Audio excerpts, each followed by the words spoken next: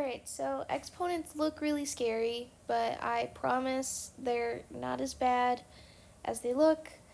So let's say we have some number and then some little number. Well, this is called my base, and then this is my exponent. So the base tells me the number that we're multiplying, and the exponent tells me how many times. So remember when we just learned about multiplication and how we could have, let's say, 2 times 3, that it's actually the same thing as 2 plus 2 plus 2? Well, the concepts are very similar, right? So if we have 2 to the third power, this is actually the same thing as 2 times 2 times 2. So the difference is that we're multiplying instead of adding. So if you have this concept down, you'll nail this one, right? So, yeah. So 2 times 2 is 4 times 2, that's going to be 8. So what if we had 1 to the second power? Well, that's the same thing as 1 times 1, which is 1. If we had 1 to any number, what would it be?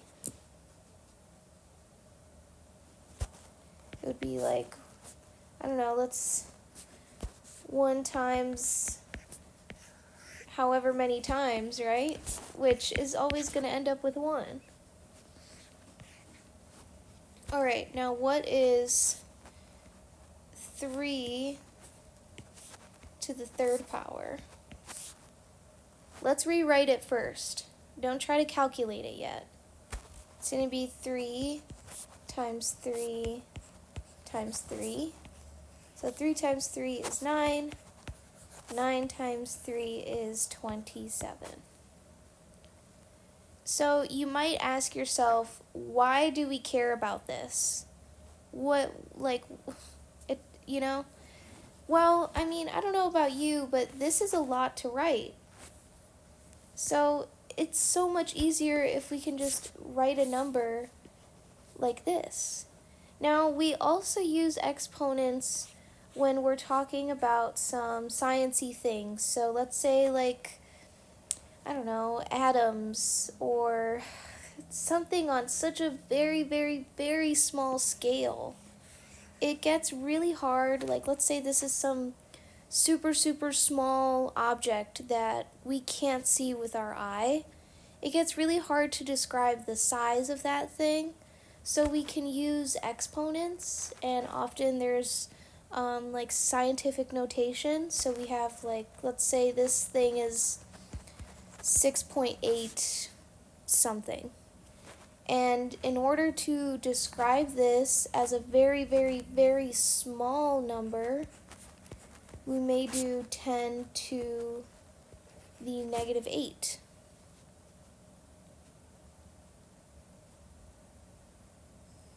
Which would essentially move this decimal point over so many spots. So basically what exponents does is that it tells us, or it's a shortcut of describing really, really, really big or really, really small numbers. That way we don't have to write some crazy expression out. Now, I'll give you a sneak peek into something else. So, let's say I have a fraction. I have 1 over 2 to the third power.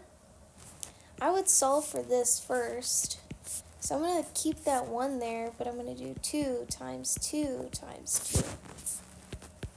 It's going to be the same thing as 1 over 8. Now, one of the next lessons that I'll do on my YouTube channel is square roots and exponent rules. And then after we do exponent rules, I'm going to do PEMDAS, which tells us the order of things, and usually exponents is something that we do right away. So yeah, I'll leave some practice problems, and as always, I'll leave the answers at the end of the video.